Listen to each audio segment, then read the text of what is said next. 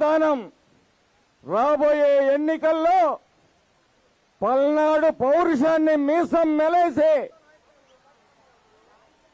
తెలుగుదేశం విజయాన్ని చంద్రబాబు నాయుడు గారికి అంకితం చేసినప్పుడే మన ఆత్మగౌరవం, మన ఆత్మాభిమానం, మన హక్కులు కాపాడబడతాయి. ఒక్క అవకాశం అంటూ సానుభూతి మాటలతోటి తండ్రి మరణాన్ని చూపించి అనాథనన్నాడు, కోడి కత్తి డ్రామా ఆడాడు, బాబాయిని హత్య చేపించాడు.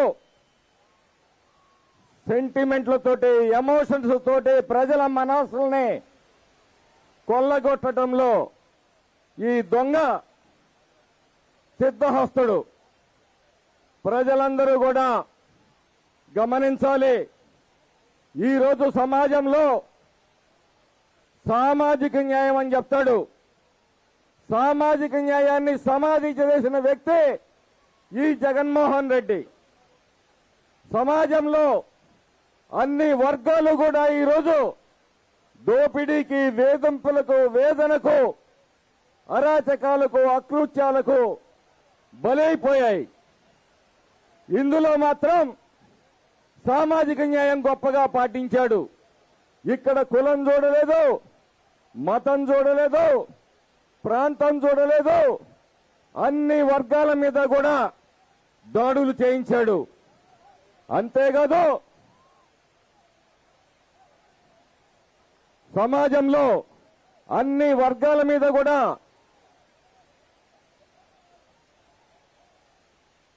సమాజంలో జగన్మోహన్ రెడ్డి పరిపాలనలో మరి ఒడ్డింపుకు గురిగానే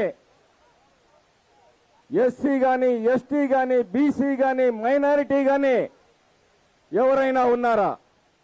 ఇసుక రేట్లు పెంచాడు, మద్యం రేట్లు పెంచాడు, మహిళల కన్నీరు కురుస్తానన్నాడు, మద్యపాన నిషేధం చేస్తానన్నాడు.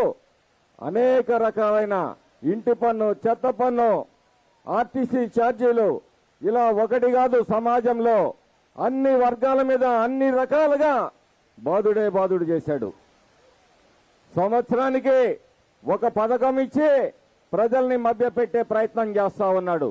ఆయన ఇచ్చే పథకం రోజుకి 50 రూపాయలైతే ఒక సామాన్య రైతు కూలీ దగ్గర ఈరోజు ఆయన వడ్డించుతున్నది 200 రూపాయలు దోపిడీ చేస్తా ఉన్నాడు. మహిళలు గమనించాలి, వంట గ్యాస్ ధరలు పెరిగాయి, నిత్యావసర వస్తువుల ధరలు పెరిగాయి. ఇలా ఏ వర్గాన్ని కూడా వదిలిపెట్టలేదు. ఈరోజు మళ్లీ సిద్ధం అంటూ సిగ్గు లేకుండా వస్తున్నాడు జగన్మోహన్ రెడ్డి. నువ్వు సిద్ధమేమో కానీ ముందు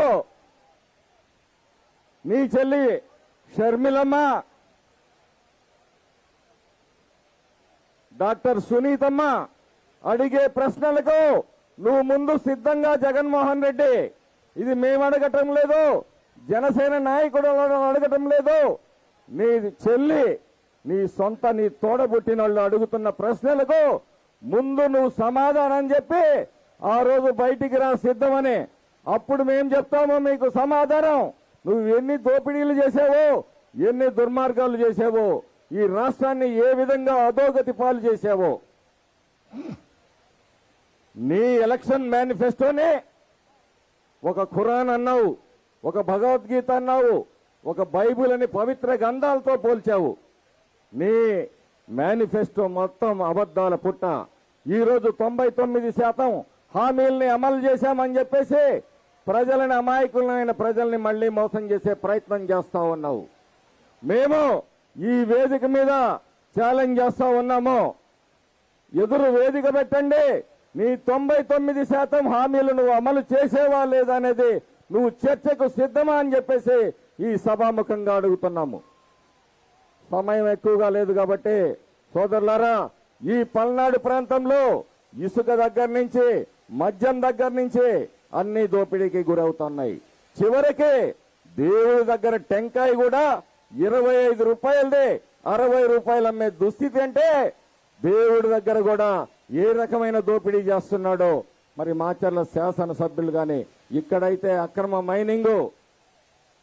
కాబట్టి సోదరులందరూ కూడా రాబోయే ఎన్నికల్లో ఈ రాష్ట్రానికి ఒక దిశనే ఈ నడి సముద్రంలో ఉన్న ఈ రాష్ట్రాన్ని కాపాడాలంటే దార్శనికుడు మరి చంద్రబాబు నాయుడు గారు లాంటి మహానాయకుడు ఉంటేనే ఈ రాష్ట్రంలో భవిష్యత్తులో మన భవిష్యత్తు గాని మన బిడ్డల భవిష్యత్తు గాని బాగుపడాలంటే నారా చంద్రబాబు నాయుడు గారిని ముఖ్యమంత్రిగా చేసుకున్న రోజే అది సాధ్యమవుతుందని చెప్పి ఈ సందర్భంగా తెలియజేస్తూ మీ అందరూ కూడా ప్రతి తెలుగుదేశం అభ్యర్థి గెలుపు కోసం ఈ 2 నెలలు కష్టపడితే రాబోయే 5 సంవత్సరాలు మీకోసం మేము కష్టపడతామని చెప్పి ఈ సందర్భంగా తెలియజేస్తూ మీ అందరూ కూడా ఎన్నికలకి వాళ్ళ సిద్ధం పిలుపుకి మీరు సై కొట్టాలని చెప్పేసి చంద్రబాబుకి జై కొట్టాలని చెప్పేసి మీ అందరినీ కోరుకుంటూ సెలవు తీసుకుంటున్నాను. ఇప్పుడు నరసరావుపేట